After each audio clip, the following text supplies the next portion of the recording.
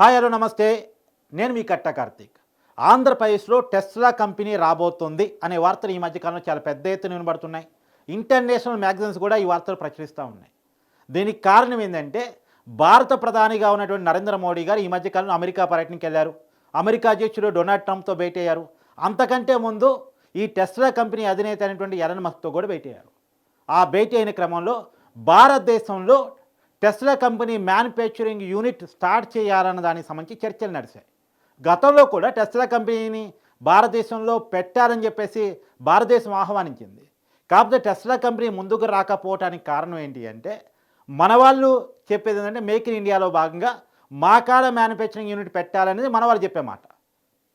కానీ వాళ్ళు ఏమంటారు, మీ కాడ మ్యానుఫ్యాక్చరింగ్ యూనిట్ పెట్టడం ఇప్పుడు కుదరదు, కానీ మీ దేశంలోకి ఇంపోర్ట్ చేసి మేము అమ్ముకుంటామనేది టెస్లా కంపెనీ చెప్తున్నమాట.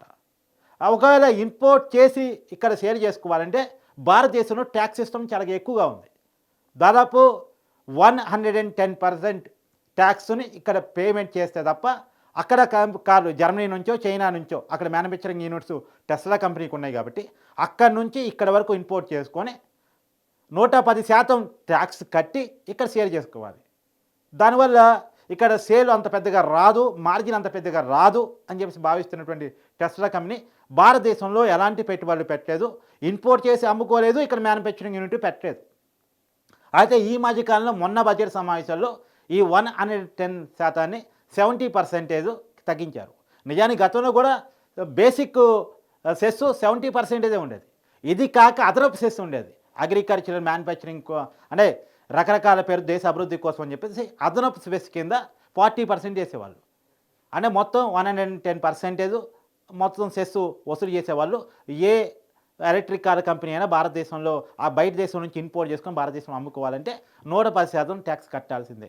ఇది కట్టడానికి ఇష్టం లేనటువంటి టెస్లా కంపెనీ భారతదేశంలో ఎలాంటి సేల్స్ చేయలేదు. అదే క్రమంలో ఇక్కడ మ్యానుఫ్యాక్చరింగ్ యూనిట్ కూడా స్టార్ట్ చేయలేదు.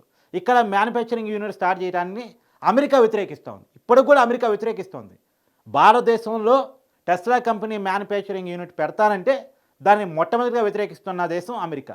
ఇప్పుడు ఒకవేళ మస్క్ కనుక భారతదేశంలో మ్యానుఫ్యాక్చరింగ్ యూనిట్ పెడితే ట్రంప్ని కాదని పెట్టడం అవుతుంది. మరి ట్రంప్ని కాదని, మరి ఎందుకంటే ట్రంప్ చాలా దోస్తు, అమెరికా ప్రెసిడెంట్ చేయటంలో ఎలన్ మస్క్ పాత్ర మనకు తెలియంది కాదు. మరి ట్రంప్ని కాదని, అగ్రరాజ్యాన్ని కాదని మన దగ్గర ఎందుకు మ్యానుఫ్యాక్చరింగ్ యూనిట్ పెడతాడు అంటే దానికి కారణాలు ఉన్నాయి. ఇప్పుడు చైనాలో వాళ్ళ పెద్ద యూనిట్, చైనాలో వాళ్ళకి సేల్స్ ఎక్కువ. భారతదేశంతో పాటు ఎక్కువ జనాభా ఉన్న దేశం చైనా, ఎక్కువ సేల్స్ కాగలిగిన దేశం చైనా. ఆ చైనా వాళ్ళకి పెద్ద మార్జిన్ సెంటర్. కానీ ఆ చైనాలో BYD అనే కంపెనీ ఈ టెస్లా కంపెనీ కాళ్ళ సేల్స్ను పడేసింది.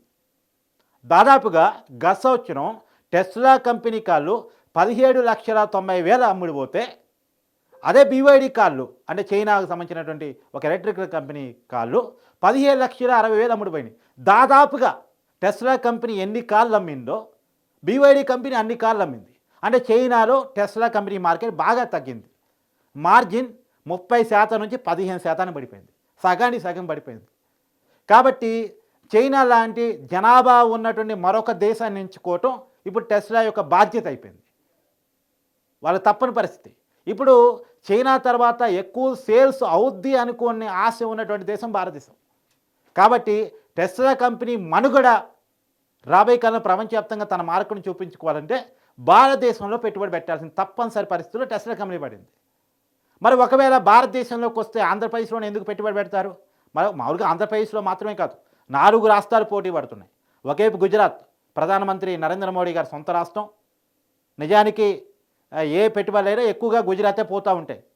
ఎందుకంటే మోడీ గారు, అమిత్ షా గారు కేంద్రంలో చక్రం తిప్పే నాయకులు కాబట్టి, మోడీ గారు ప్రధానిగా, అమిత్ షా గారు హోంశాఖ మంత్రిగా ఉన్నారు కాబట్టి వాళ్ళు చక్రం తిప్పి గుజరాత్కి ఎక్కువ పెట్టుబడి సహజంగానే తీసుకెళ్తూ ఉంటారు. తర్వాత మహారాష్ట్ర కూడా ఎక్కువగా పెట్టుబడులు ఆకర్షించుతారు. ఇప్పుడే కాదు, ఎప్పుడు కూడా ముంబై అనేది ఆర్థిక రాజధానిగా కూడా అంటారు కాబట్టి మహారాష్ట్రకి ఎక్కువ పెట్టుబడి పోవడానికి అవకాశం ఉంటుంది. మన సౌత్ ఇండియాలోకి వచ్చేసరికి తమిళనాడు కూడా చాలా పెద్ద ఎత్తున పెట్టుబడులు ఆకర్షిస్తుంది. ఎలక్ట్రికల్ కంపెనీ కాళ్ళకు సంబంధించి కూడా ఇప్పటికే హుండై కానీ, టాటా కానీ, BMW కానీ దాదాపు కొన్ని కంపెనీలు మ్యానుఫ్యాక్చరింగ్ యూనిట్స్ తమిళనాడులో ఉన్నాయి. తమిళనాడు అనేటువంటిది మ్యానుఫ్యాక్చరింగ్ యూనిట్స్ కానీ, పెట్టుబడులు కానీ స్వర్గధామం అని కూడా ఇండస్ట్రియలిస్టులు భావిస్తూ ఉంటారు. కాబట్టి తమిళనాడు కూడా టెస్లా కంపెనీని ఆకర్షించడానికి పోటీలో ఉన్నటువంటి రాష్ట్రం. కాకపోతే పొలిటికల్‌గా చూసినప్పుడు అక్కడ డీఎంకే పార్టీ అధికారంలో ఉంది. డీఎంకే పార్టీ అనేటువంటిది ఎన్‌డీఏ కూటమికి వ్యతిరేకమైనటువంటి పార్టీ. కాబట్టి సహజంగా తమిళనాడుకి వెళ్లకుండా కేంద్రం చక్రం తిప్పగలదు. కేంద్రంలోని పెద్దలు చక్రం తిప్పగలరు. అయితే సౌత్ ఇండియాకి వెళ్ళే కాడికైతే ఆంధ్రప్రదేశ్. ఆంధ్రప్రదేశ్‌కి ఉన్నటువంటి అడ్వాంటేజ్‌ని చంద్రబాబు నాయుడు ఎక్కువ ప్రమోట్ చేస్తా ఉన్నారు. ఇప్పుడు గతంలో అమెరికా వెళ్ళే పర్యటనలో కూడా నారా లోకేష్ ఈ టెస్లా కంపెనీ ప్రతినిధులతో భేటీ అయ్యాడు. అనేక మంది ఇండస్ట్రియలిస్ట్‌తో భేటీ అయ్యే క్రమంలో టెస్లా కంపెనీ ప్రతినిధులతో కూడా భేటీ అయ్యాడు. గతంలో 2017లో కూడా అప్పుడు ముఖ్యమంత్రిగా ఉన్న చంద్రబాబు నాయుడు గారు ఈ టెస్లా కంపెనీ ప్రతినిధులతో భేటీ అయ్యారు. ఎప్పటినుంచో ఆంధ్రప్రదేశ్‌కి టెస్లా కంపెనీని పట్టుకురావాలని పరిశీలన జరుగుతోంది. ఈ కియా కంపెనీని పట్టుకొచ్చే క్రమంలోనే టెస్లాను కూడా ఇక్కడ పెట్టుబడులు పెట్టించాలి ఆంధ్రప్రదేశ్లో అనేది అప్పటి నుంచి, గతంలో చంద్రబాబు నాయుడు అధికారంలో ఉన్నప్పటి నుంచి నడుస్తున్న ప్రక్రియ. గతంలో తర్వాత జగన్మోహన్ రెడ్డి అధికారంలోకి వచ్చిన తర్వాత ఆ పెట్టుబడిని ఆకర్షించడం అనేటువంటిది పక్కకు పోయింది కాబట్టి టెస్లా కంపెనీ ఆంధ్రప్రదేశ్కి రాలేదు. కంటిన్యూస్గా చంద్రబాబు నాయుడు గవర్నమెంట్ వచ్చుండుంటే దాన్ని ఈ పాటికి పట్టుకొచ్చి ఉండేవాళ్ళేమో. ఇప్పుడు వీళ్ళు ఎక్కువగా ప్రొజెక్ట్ చేస్తుంది ఏంటంటే సముద్ర తీర ప్రాంతం 974 కిలోమీటర్లు ఉంది. పోర్టు ఫ్లెక్సిబిలిటీ ఉంది. ఒకవేళ ఇక్కడ మ్యానుఫ్యాక్చరింగ్ యూనిట్ పెట్టడానికి టైం పట్టేలోపు జర్మనీ నుంచి అంటే చైనా నుంచి కొంత మనకి ఇష్యూస్ చాలా ఉంటాయి భారతదేశానికి ఇంపోర్ట్ చేసుకోవాలంటే. జర్మనీ నుంచి ఒకవేళ అక్కడ మ్యానుఫ్యాక్చరింగ్ యూనిట్ ఉంది కాబట్టి అక్కడి నుంచి తయారైన కాళ్ళు మన దేశానికి ఇంపోర్ట్ చేసుకొని ఇక్కడ సేల్ చేసుకోవడానికి కూడా పోర్టుకు ఫ్లెక్సిబిలిటీ ఉంది. మనకాడ పోర్ట్ ఉంది కాబట్టి ఆంధ్రప్రదేశ్లో పెట్టుబడి పెడితే అక్కడి నుంచి ఇంపోర్ట్ చేసుకుని అప్పటిలోకి సేల్ చేసుకోవచ్చు. రేపు ఇక్కడ కూడా మ్యానుఫ్యాక్చరింగ్ యూనిట్ పెట్టిన తర్వాత కూడా ఇక్కడ నుంచి ఏ దేశానికన్నా కాళ్ళు ఎగుమతులు దిగుమతులు చేసుకోవాలన్నా సరే, ముడి వస్తువులు ఎగుమతులు దిగుమతులు చేసుకోవాలన్నా సరే ఆంధ్రప్రదేశ్ ఫ్లెక్సిబిలిటీగా ఉంటుంది. 974 కిలోమీటర్ల సముద్ర తీర ప్రాంతం ఉంది. సదరన్ స్టేట్ ఇది. కాబట్టి ఇక్కడ పెట్టుబడి పెడితే మీకు సేఫ్ జోన్లో ఉంటారు. రెండోది, నార్త్ ఇండియా మీద సౌత్ ఇండియా అనేటువంటిది మన ఎలక్ట్రికల్ కార్లు అమ్ముడుపోవడానికి ఎక్కువగా అవకాశం ఉన్నటువంటి ప్రాంతం. దాదాపు ఎలక్ట్రికల్ కార్ల మొత్తంలో కూడా 60% సౌత్ ఇండియాలోనే అమ్ముడుపోతూ ఉంటాయి. కాబట్టి ఆంధ్రప్రదేశ్లో పెట్టుబడి పెట్టడం అనేటువంటిది, అంటే గుజరాత్లో పెట్టుబడి పెట్టడం కంటే, మహారాష్ట్రలో పెట్టుబడి పెట్టడం కంటే ఆంధ్రప్రదేశ్లో పెట్టుబడి పెట్టడం అనేటువంటిది సేపు. ఇక్కడ 60% సౌత్ ఇండియాలో ఉంటే ఆ సౌత్ ఇండియాలో కూడా తమిళనాడు కంటే కూడా ఆంధ్రప్రదేశ్ ఇది బెటర్ అనేటువంటిది ఆంధ్రప్రదేశ్ ప్రభుత్వం ప్రొజెక్ట్ చేస్తూ ఉంది. ఎప్పటికప్పుడు టెస్లా కంపెనీ ప్రజలతోటి బార్గెనింగ్స్ చేస్తూ ఉంది. కాబట్టి ఆ రెండోది, చంద్రబాబు నాయుడుకు ఉన్నటువంటి ఇండస్ట్రియల్ పాలసీ బ్రాండింగ్, ఆయన కంపెనీలు తీసుకురాగలడు, వ్యాపారాలు ఆకర్షించగలడు, పెట్టుబడులు ఆకర్షించగలడు అనేటువంటి ఒక బ్రాండింగ్ ఏదైతే చంద్రబాబు నాయుడుకు ఉందో అది కూడా టెస్లా కంపెనీని ఆంధ్రప్రదేశ్కి ఆకర్షించడానికి ఉపయోగపడేటువంటి మరొక అంశం. ఒకవేళ నార్త్లో కనుక పెట్టే అవకాశం వస్తే అది గుజరాత్కి మహారాష్ట్రకి అడ్వాంటేజ్ అయ్యే అవకాశం ఉంటుంది. సౌత్కి వచ్చే, ఎందుకంటే సౌత్లో సేల్స్ ఎక్కువ, ఎలక్ట్రికల్ కార్ల కంపెనీకి సేల్స్ ఎక్కువ. ఆ సేల్స్ ఎక్కువ అన్నదాన్ని ప్రొజెక్ట్ చేసి, సముద్ర తీర ప్రాంతం అనే దాన్ని ప్రొజెక్ట్ చేసి, చంద్రబాబు నాయుడు బ్రాండింగ్ అనే దాన్ని ప్రొజెక్ట్ చేసి ఆంధ్రప్రదేశ్కి ఎట్టి పరిస్థితుల్లో తీసుకురావాల్సిందే అనేటువంటిది ఆంధ్రప్రదేశ్ ప్రభుత్వం చేస్తున్న ప్రయత్నం.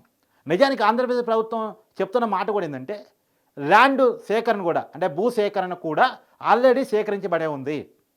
ల్యాండ్ అనేది మాకు ఇష్యూ కాదు. ఏ కంపెనీ పెట్టుబడి పెట్టడానికైనా, ఏ రాష్ట్రంలో పెట్టుబడి పెట్టినా, ఏ దేశంలో పెట్టుబడి పెట్టినా భూ సేకరణ అనేది పెద్ద టాస్క్. అక్కడ నిర్వాసితులను ఒప్పించి ఆ భూమిని తీసుకొని ఆ భూమిని కంపెనీకి ఒప్పజెప్పి, ఆ భూమిని కంపెనీకి ఒప్పజెప్పినందుకు అక్కడ లోకల్ వాళ్ళకి ఉద్యోగాలు, లేక లోకల్ వాళ్ళకి రకరకాల స్థాయిలో ఇలా చాలా టాస్క్లు ఉంటాయి. ఆ లోకల్ వాళ్ళు మా భూములు లాక్కోవద్దని ఆందోళనలు, ప్రభుత్వం వాళ్ళకి బొజ్జగింపులు, గొడవలు చాలా ఉంటాయి. కాబట్టి ఇక్కడ ఆంధ్రప్రదేశ్ ప్రభుత్వం చెప్తుందంటే మాకు ఇబ్బంది లేదు, 3 చోట్ల ప్లేస్ చూపిస్తాం. నెల్లూరు, వైజాగ్, చిత్తూరు, ఇలా ఒక 3 చోట్ల ఆల్రెడీ ప్లేసు ఆంధ్రప్రదేశ్ ప్రభుత్వం రెడీగా పెట్టుకొని టెస్లా కంపెనీ ప్రజలకు చూపించిందంట. మా కాడ ల్యాండ్ రెడీగా ఉంది, మీరు పెట్టుబడి పెట్టడమే ఆలస్యం, మేము భూ సేకరణ కొత్తగా చేయాల్సిన అవసరం లేదు, అవైలబుల్ ల్యాండ్ ప్రభుత్వం సేకరించి ఉన్నటువంటి ప్రభుత్వ భూమిగా ఉన్నటువంటి భూమి ఉంది, మీరు మా కాడ పెట్టుబడి పెడితే చాలు అనేటువంటిది ఆంధ్రప్రదేశ్ ప్రభుత్వం టెస్లా ప్రతినిధులకి విరివిగా చెప్తున్నమాట. నారా లోకేష్ అమెరికాలో పర్యటించినప్పుడు కూడా టెస్లా ప్రతినిధులతో భేటీ అయినప్పుడు కూడా చెప్పిన మాట. కాబట్టి వాళ్ళు భారతదేశానికి రావడానికి వచ్చిన ఇబ్బంది తొలగిపోతే, గతంలో ఉన్నటువంటి ఆంక్షలు, ఇబ్బందులు, నిబంధనలు తొలగిపోతే భారతదేశానికంటూ పెట్టుబడి పెట్టడానికి వస్తే ఆంధ్రప్రదేశ్ అనేది వాళ్ళకు మంచి పాయింట్గా కనపడుతూ ఉంది. రెండోది, భారతదేశానికి రావటం ఇప్పుడు టెస్లా కంపెనీ అవసరం కూడా. మనం నిబంధనలు సడలించటం, మనం రాయితీలు ఇవ్వటం, మనం వెల్కమ్ చేయటం, మనం టెస్లా కంపెనీని ఆకర్షించడం కోసం మన వాళ్ళు చేసే ప్రయత్నం పక్కన పెడితే భారతదేశానికి రావటం ఇప్పుడు టెస్లా అవసరం కూడా. ఎందుకు?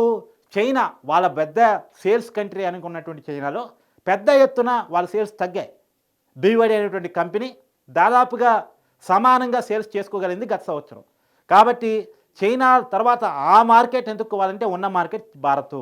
కాబట్టి భారతదేశానికి రావటం అనేటువంటిది టెస్లా అవసరంగా మారిపోయింది. అందుకే ట్రంప్ వద్దన్నా సరే భారతదేశంలో పెట్టుబడులు పెట్టడానికి, మ్యానుఫ్యాక్చరింగ్ యూనిట్ పెట్టడానికి ఇప్పుడు టెస్లా కంపెనీ మొగ్గు చూపుతుంది అనేది మనకి ఇంటర్నేషనల్ మ్యాగజైన్స్ కూడా రాస్తున్నటువంటి కథనాల సారాంశం.